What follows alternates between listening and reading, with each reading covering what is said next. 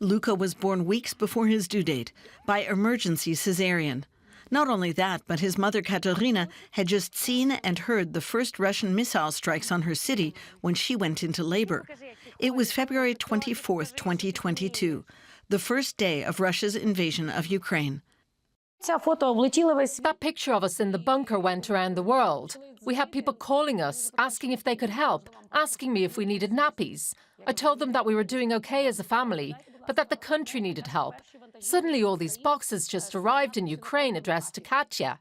A truck came with 20 tons of supplies, and each box just had Katya on it.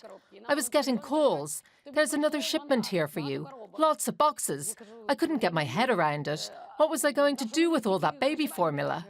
What started as an improvised response to a wave of support from across the world has now become a professional operation. Dozens of volunteers coordinate tons of supplies arriving weekly from donors across Europe. Formula and nappies are still in demand, but now there are new needs. These are the best tourniquets you can find. We send them straight to the units fighting. One of the paramedics said to me, each one of these is a life saved. With millions of people uprooted by war and many called to fight for the very first time, Kateryna realized many people needed more than material support. They needed to talk. She decided to train as a chaplain. Lots of what we do is just talking to people. They message us from the front lines. It can be as simple as them asking us to pray for them when they come under intense fire, or thanking us for keeping them in our prayers. We check in with them, remind them we have their backs, we're waiting for them.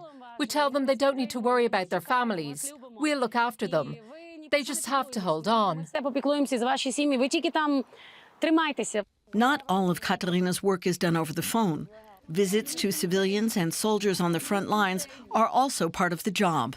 Of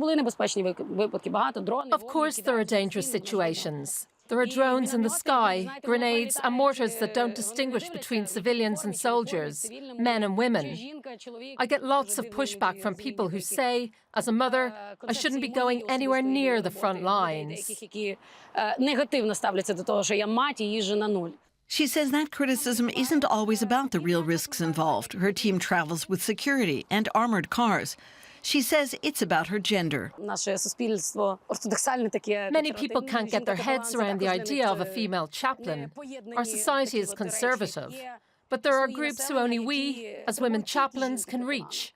Women who have lived under occupation, who've been tortured, or experienced sexual violence. They would never go and talk about all of that to a male chaplain. It's not the chaplain's fault. It's just that the barriers are still very much there. Female chaplains are still a rarity, but there are more of us all the time. And the country is certainly going to need every one of them.